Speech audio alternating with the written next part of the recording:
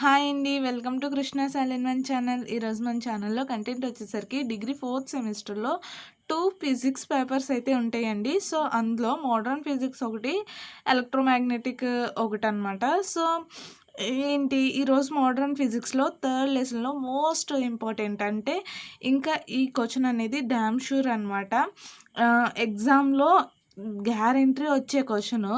So, ఈ question వస్తే మనకి 10 మార్క్స్ పక్కాగా వచ్చినట్టు. సో, అంత important. Very, very, very important అనమాట. సో, నేను ఇన్ని సార్లు ఎందుకైతే చెప్తున్నానో ఒకసారి మీరందరూ కూడా చూసుకోండి. అంత ఇంపార్టెంట్ క్వెషన్‌ని ఈరోజు వీడియోలో అయితే మనం ఎక్స్‌ప్లెయిన్ చేసుకుందాం. ఒకసారి చూడండి. What is wave function? Wave function అంటే ఏంటి? Derive A Schrodinger time independent wave equation and time dependent equation. ఏంటి? ష్రోడింగర్ అనే వ్యక్తి టైమ్ డిపెండెంట్ అనేసి ఒక ఈక్వేషన్ అయితే డెరైవ్ చేయడం అయితే జరిగింది. సో, దాని గురించి అయితే మనం డీటెయిల్గా ఎక్స్ప్లెయిన్ చేసుకుందాం. ఫస్ట్ వచ్చేసరికి వేవ్ ఫంక్షన్ అంటే ఏంటనేది తీసుకుందాం. A function describing in the probability of finding the particles within the matter wave is called a wave function. If is denoted by psi,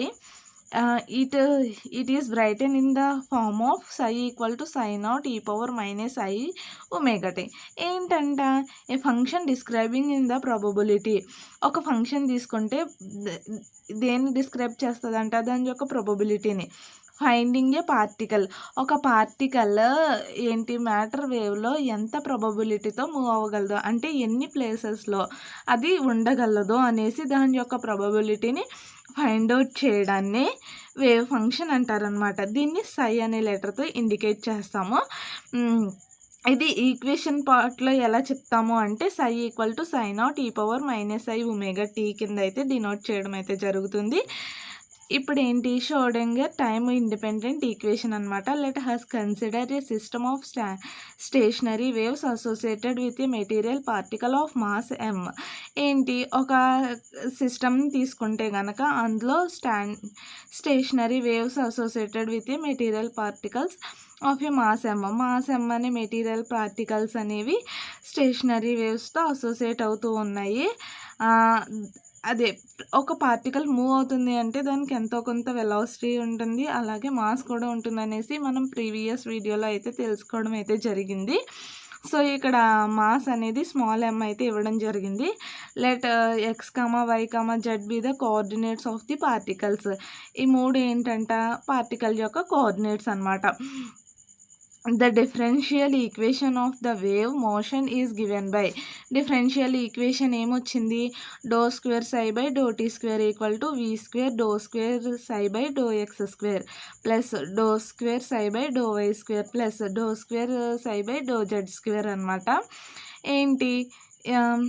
దీన్ని సింప్లిఫై చేసుకుంటే ఏమైందంటే do square psi by do t square equal to delta square v square Sye.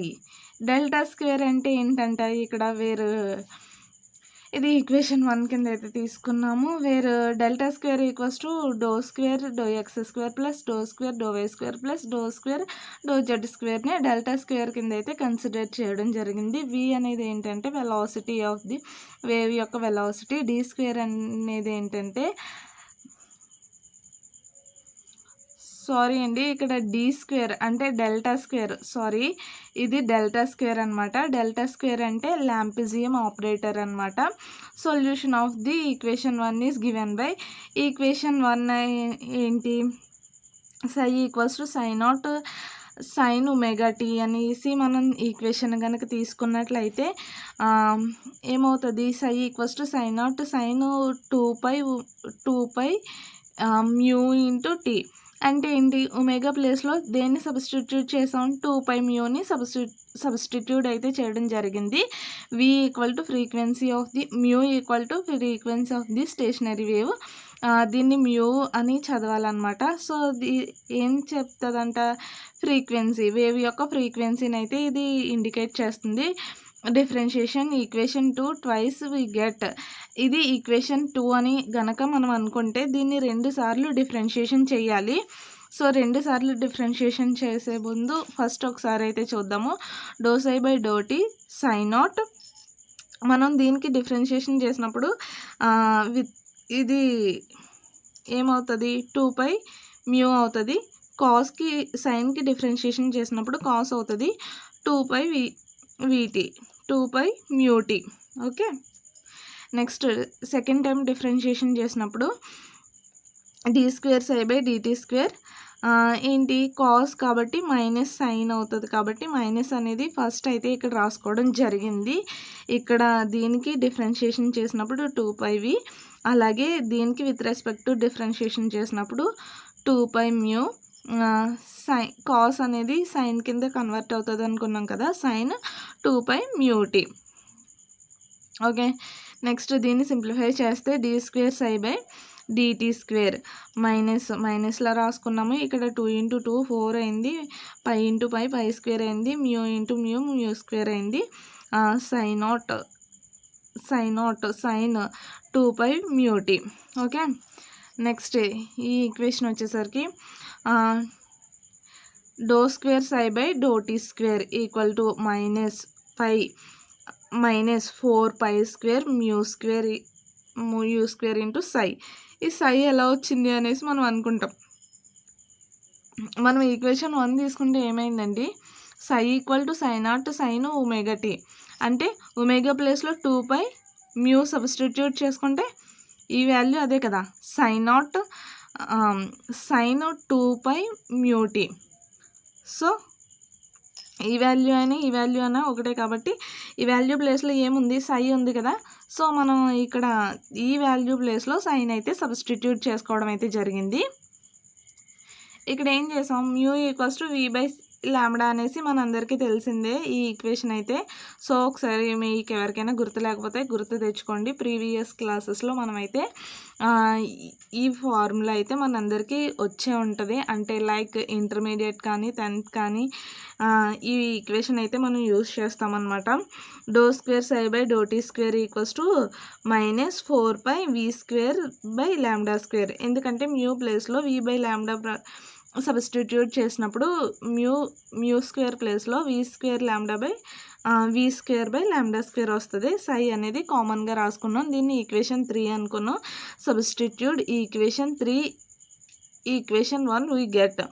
Equation 3 యొక్క వాల్యూని equation 1లో గనక substitute చేస్తే, అంటే equation 1 ఏంటి, ఇదిగోండి ఇక్కడ చూడండి. ఈక్వేషన్ 1 అనేది దాన్ని కొన్నాం కదా. సో d²ψ/dt² ఉంది కదా, ఈ ప్లేస్లో అక్కడ మనకు వచ్చింది వాల్యూని సబ్స్టిట్యూట్ చేయాలన్నమాట. ఇంకో d²ψ/dt² -4πv²λ² సై అనమాట. ఇక్కడ ఏమైంది, d²ψ/dt² ప్లేస్లో ఇదైతే సబ్స్టిట్యూట్ చేసాము. మిగిలింది ఏంటంటే v²λ² సై ఉంది. ఈ v² ఇది v² అండి, నేను μ² కింద రాశాను, ఒకసారి చూడండి. ఓకే, ఇది v కింద అయితే కరెక్ట్ చేసుకోండి, v² అయిందనమాట. సో ఈ v² అయితే క్యాన్సిల్ అయిపోయింది.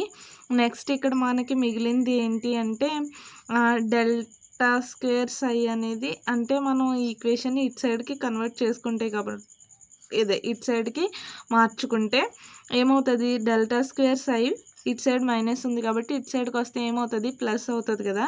సో 4π²λ² సై = 4 అదే 0 అయింది. ఇది ఈక్వేషన్ 4 కింద అయితే మనం కన్సిడర్ చేసుకుంటాము. According to the de Broglie hypothesis the wave length associated with the material particle given by, అంటే డి బ్రోగ్లీ వేవ్ ప్రకారం ఏంటి, λ = h/mv.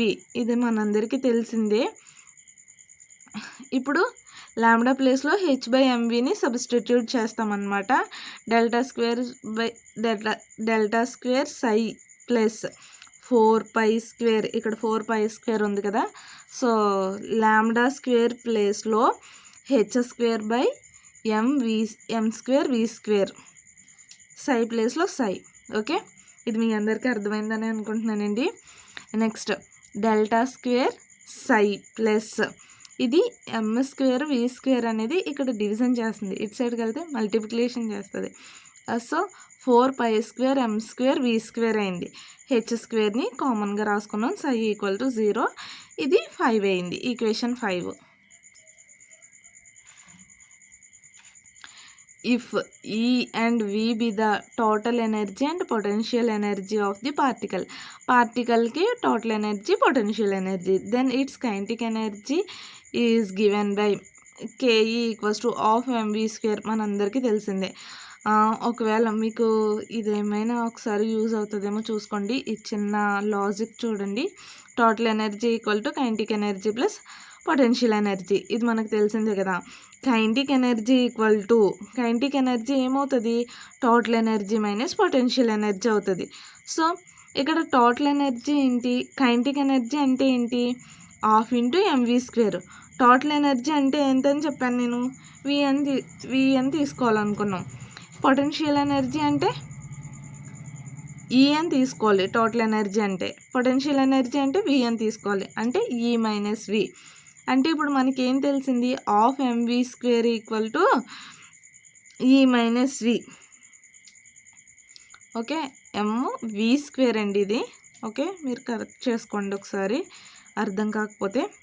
ఇప్పుడు ఏం చేసామన్నమాట, ఎంతో మల్టిప్లికేషను అలాగే డివిజన్ రెండు కూడా చేసాం. మల్టిప్లికేషన్ డివిజన్ చేస్తే ఆ రెండు క్యాన్సిల్ అయిపోతే వాల్యూ ఏం మారదు కాబట్టి మనకేం ప్రాబ్లం లేదు. అప్పుడు ఏమవుతుంది, m square v square by 2m అయింది, ఈ మైనస్ వి. అంటే ఎం స్క్వేర్ వి స్క్వేర్ ఏమవుతుంది, ఇది డివిజన్ చేస్తుంది, ఇక్కడికి వస్తే మల్టిప్లికేషన్ అవుతుంది కదా. 2m ఈ మైనస్ వి అంటే 6th ఈక్వేషన్ కూడా మనకు వచ్చేసింది ఫ్రమ్ ఈక్వేషన్ 5 and 6.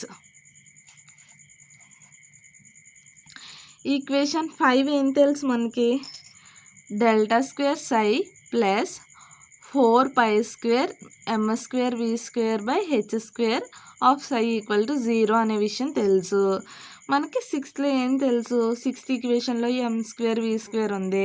సో ఇక్కడ 5th ఈక్వేషన్లో m square v square ప్లేస్లో దీన్ని సబ్స్టిట్యూట్ చేయాలన్నమాట. Okay, delta square psi plus 4π square 2m అంటే ఎం స్క్వేర్ వి స్క్వేర్ ప్లేస్లో 2m ఈ మైనస్ వి, కింద హెచ్ స్క్వేర్ కామన్గా ఉంది కాబట్టి H square psi equal to 0. Okay, ఇప్పుడు ఏంటి, ఇక్కడ ఏమైంది, ఈ 2 × 4 8 అయింది, పై స్క్వేర్లా ఉంది, ఎంలా ఉంది, హెచ్ స్క్వేర్లా ఉంది. హ్యాస్టీస్ రాసేసుకున్నాం, ఇది కూడా హ్యాస్టీస్ ఉంది. ఈక్వేషన్ 7 కూడా వచ్చేసింది. This is known as Schrodinger's time independent wave equation. Time independent అయితే వచ్చేసింది, ఇంకా డిపెండెంట్ కట్టాలి. సారీ అండి, టైమ్ ఇండిపెండెంట్ కూడా ఇంకా ఉంది, అయిపోలేదు. సబ్స్టిట్యూటింగ్ ఇత్ అంటారనమాట. హెచ్ కట్ అని కూడా చదవచ్చు లేదా ఇత్ అని కూడా చదవచ్చు, మన కన్వీనియంట్ని బట్టి మనం చదువుకోవచ్చండి. హెచ్ కట్ అన్న అనొచ్చు, ఇత్ అన్న అనొచ్చు అనమాట. ఇత్ ఈక్వల్ టు h/2π అనమాట దాని యొక్క వాల్యూ. In equation 7 Schrodinger wave equation can be written as. Equation 7లో ఏంటి, ఇత్ ఈక్వల్ టు h/2π వాల్యూని సబ్స్టిట్యూట్ చేయాలన్నమాట. సో ఏంటి, ఈక్వేషన్ 7 ఏంటి, delta square psi plus 2π e minus v by h square psi కదా. ఓకే అండి, ఈ ఈక్వేషన్ ఎలా వచ్చిందంటే 1/ఇత్ స్క్వేర్ ప్లేస్లో 4π స్క్వేర్ బై హెచ్ స్క్వేర్ని సబ్స్టిట్యూట్ చేసుకోవచ్చు కదా. సో నేనేం చేశాను అంటే 4π స్క్వేర్ హెచ్ స్క్వేర్ ప్లేస్లో 1/ఇత్ స్క్వేర్ని సబ్స్టిట్యూట్ చేసుకున్నాను. ఇక్కడ ఏముంది, ఈక్వేషన్ 7లో మీరు చూసినట్లయితే 8π స్క్వేర్ హెచ్ స్క్వేర్ ఉంది కదా. 8ని ఎలా రాసుకోవచ్చు, 2 × π స్క్వేర్, అదే 2 × 4 కింద రాసుకోవచ్చు కదా. 4π స్క్వేర్ హెచ్ స్క్వేర్ ప్లేస్లో 1/ఇత్ స్క్వేర్ని సబ్స్టిట్యూట్ చేయడం అయితే జరిగింది. సో ఇంకేం మిగిలింది, 2π ఈ మైనస్ వి ఇత్ స్క్వేర్ సై. ఓకే, ఇవి ఈక్వేషన్ ఎలా వచ్చిందన్నది మీకు అర్థమైంది కదండి. చూడండి, ఇక్కడ ఒక చిన్న మోడిఫికేషన్ అయితే జరిగింది. 2π కాదు 2m అయితే ఉంటుందండి. 2m ఈ మైనస్ వి ఇత్ స్క్వేర్. ఓకే, ఈ ఈక్వేషన్ మీ అందరికీ క్లియర్ అయిందని అనుకుంటున్నానండి. ఏం లేదు, మనం ఏం చేసామంటే 4π స్క్వేర్ హెచ్ స్క్వేర్ ప్లేస్లో 1/ఇత్ స్క్వేర్ని సబ్స్టిట్యూట్ చేయడం అయితే జరిగింది. సో ఒకసారి మీరు అందరూ కూడా చూసుకోండి. ఓకే, ఇప్పుడు ఏంటి, this equation is known as Schrodinger independent equation.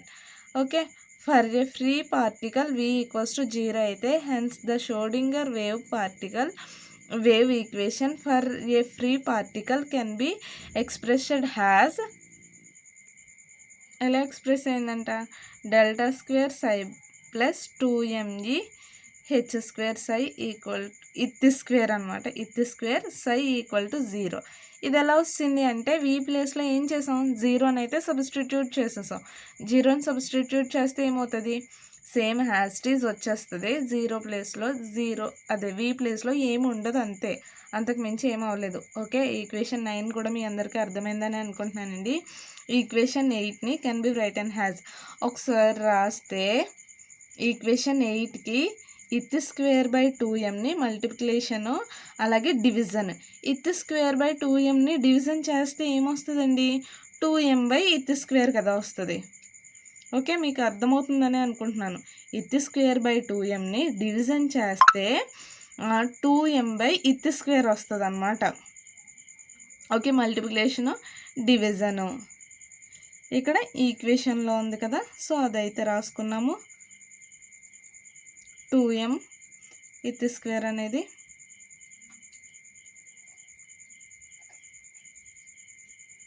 Okay, e - v ψ = 0. ఇది క్యాన్సిల్, ఇది క్యాన్సిల్ అయిపోయింది. ఇత్ square by 2m ∇2 ψ plus e - v ψ = 0. మనం ఏం చేసామంటే ఈ సైని రెండింటికి అప్లై చేసామన్నమాట. ఇప్పుడు ఏమైంది, ఈ సైని ఇటు సైడ్ పంపిస్తే -ఈ సై అయింది. నెక్స్ట్ మైనస్తో ఈక్వేషన్ అంతటిని మల్టిప్లికేషన్ చేస్తే -ఇత్ square by 2m ∇2 ψ plus v ψ = ఈ సై. ఓకే, ఇక్కడ ఏం చేసామంటే సైన్ అనేది కామన్ తీయడం జరిగింది. ఓకే, సైన్ కామన్ తీసి రాసాము. ఇక్కడ హెచ్ ψ = ఈ సై అంది. హెచ్ అనేది ఏమైంది, -ఇత్ square by 2m ∇2 plus v అయిందనమాట. ఓకే, నెక్స్ట్ వచ్చేసరికి here H is a Hamiltonians and E is the total energy of the system. Okay, H అనేది హైమిల్టోనియన్, అలాగే E is the total energy of the system. Schrodinger time dependent equation, independent equation అయిపోయిందండి. ఇంకా dependent equation వచ్చేసరికి the wave function ψ including time t can be written as ψ = ψ0 x y z e⁻ -ωt ψ = ψ0 e⁻ ωt. ఇది 12th equation కింద consideration చేసుకుంటే differentiation with respect to t టైంతో differentiation చేస్తే we get, మనకి ఏమొస్తుందంట, ∂ψ/∂t = ψ0 - iω e⁻−iωt. Okay, ψ0 ∂ψ/∂t -iω ψ0 e⁻−ωt. ఇది equation 13a కింద అయితే రాసుకున్నాము. నెక్స్ట్ వచ్చేసరికి ∂ψ/∂t -iω ψ, ఇది ఈక్వేషన్ ఏంటి, ψ0 e⁻−ωt ప్లేస్లో సైన్ అయితే సబ్స్టిట్యూట్ చేసుకున్నాము. 13b కింద అయితే రాసుకున్నాము. ఈ = hμ అని మనందరికీ తెలిసిందే. μ = ω/2π అని కూడా తెలుసు. ఈ = hω/2π అని కూడా తెలుసు. అంటే ఏం చెప్తాం అంటే ఈ μ ప్లేస్లో hω/2π సబ్స్టిట్యూట్ చేసుకున్నాం అన్నమాట. బట్ h/2π అంటే ఇత్ అనే విషయం మనందరికీ తెలుసు. ఈ = ఇత్ ω అయినప్పుడు అంటే h/2π ఇత్ కదా, సో ఈ h/2π ప్లేస్లో ఇత్ని సబ్స్టిట్యూట్ చేసుకున్నాం. ఈ = ఇత్ ω అయింది. ω = e/ఇత్ అయింది. ω వాల్యూని ఈక్వేషన్ 13bలో సబ్స్టిట్యూట్ చేయాలి. దీంట్లో ω వాల్యూని సబ్స్టిట్యూట్ చేస్తే e/ఇత్ అయింది కదా, సో e/ఇత్ సబ్స్టిట్యూట్ చేసాము. ఐతో మల్టిప్లికేషను, ఐతో డివిజన్ చేసాము. సో i × i ఎంత అయింది, ఐ స్క్వేర్ అయింది. ఐ స్క్వేర్ వాల్యూ ఎంత? -1. ఆ -1 ఈ -1 మైనస్ మైనస్ కాస్త ప్లస్ అయిందనమాట. సో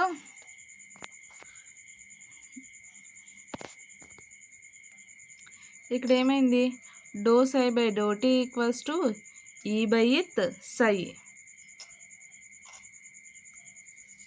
ఐ మిగిలిపోతుంది కదండి మనకి. సరే, ఇక్కడ ఐ కూడా ఉంటుంది, ఒకసారి చూసుకోండి. Doe psi by do t equals to E ఇత్ ఐ సై అయింది. E psi equals to doe psi by do t i ఇత్ అనమాట. ఇది హెచ్ కాదు, ఇత్. ఓకే, నెక్స్ట్ ఫ్రమ్ ఈక్వేషన్ 8 నుంచి delta square psi plus 2m ఇత్ square E minus v psi equal to సైని ఈకి అలాగే వికి కూడా మల్టిప్లికేషన్ చేసి సెపరేట్ చేసి రాసుకుంటే ఈ ఈక్వేషన్ అయితే వస్తుంది. లాస్ట్లో మనకి ఈ సై వాల్యూని అయితే ఫైండ్ అవుట్ చేసాం కదండి మనం. సో ఈ సై ప్లేస్లో ఈ వాల్యూని అయితే సబ్స్టిట్యూట్ చేసుకున్నాం అనమాట. ఇదైతే వచ్చింది, ఈ ఈక్వేషన్ అయితే వచ్చింది. ఫైనల్లీ ఏం చేసాము, ఈ ఈక్వేషన్ని డెల్టా స్క్వేర్ సైన్ మాత్రమే ఇక్కడ ఉంచి ఈ ఈక్వేషన్ అంతటిని ఇటు సైడ్కి మార్చేసాము. అంటే -2m బై ఇత్ స్క్వేర్ ఐ ఇత్ do psi by do t minus v psi. Okay, ఈ ఈక్వేషన్ అర్థమైంది కదండి. మల్టిప్లయింగ్ -ఇత్ square by 2m on both sides. Multiplication చేస్తే -ఇత్ square by 2m delta square psi equal to 2m minus 2m ఇత్ square. ఇక్కడ ఉంది కదా, ఆల్రెడీ అదే వేసాము. -ఇత్ స్క్వేర్ బై 2mతో మల్టిప్లికేషన్ చేసాం కదా, ఐ ఇత్ do psi by do t minus v psi అయితే అయ్యింది. ఈ రెండు క్యాన్సిల్ అయిపోయినాయి, అన్నీ క్యాన్సిల్ అయిపోయి -ఇత్ square by 2m delta square psi equal to i ఇత్ do psi by do t minus v psi. ఇది ఉంది కదా, ఇది అయితే వచ్చింది. ఈ వి సైని ఇటు సైడ్కి కన్వర్ట్ చేసుకుంటే ప్లస్ అయింది. -ఇత్ square by 2m delta square psi plus v psi equal to i ఇత్ do psi by do t. ఇది ఈక్వేషన్ 16 అయింది. This is known as Schrödinger's time dependent equation. దీన్నే టైమ్ డిపెండెడ్ ఈక్వేషన్ అంటారు. Equation 16 can be written as -ఇత్ square by 2m delta square v of psi equal to i ఇత్ do psi by do t. మనం ఏం చెప్పుకున్నాం, h equal to -ఇత్ square by 2m delta square plus v అనుకున్నాం కదా. So H cap ఇలా ఉంటే cap అని చదవాలి. H cap psi equal to e cap psi. H cap value అంతా ఇదనమాట. అంటే దీని యొక్క వాల్యూలో హెచ్ క్యాప్ని సబ్స్టిట్యూట్ చేసుకోవడం అయితే జరిగింది. హైమిల్టోనియన్ అన్ ఆపరేటరు, ఈ cap is the energy operator. Okay, ఇదండి టైం డిపెండెంట్ క్వశ్చన్ అయితే. ఈ క్వశ్చన్ మీ అందరికీ అర్థమైందని అనుకుంటున్నానండి. ఒకవేళ మీలో ఎవరికైనా అర్థం కాకపోతే నన్ను కామెంట్ సెక్షన్లో అడగండి. నేను ఇంకా క్లియర్గా మీ డౌట్స్ని అయితే క్లారిఫై చేయడం అయితే జరుగుతుంది. ఈ వీడియో మీకు నచ్చినట్లయితే ఏం చేయాలో మీ అందరికీ తెలుసు కదండి. లైక్ చేయాలి, అలాగే షేర్ చేయాలి, సబ్స్క్రైబ్ కూడా చేసుకోవాలి, అలాగే కామెంట్ కూడా చేయండి. Thank you for watching.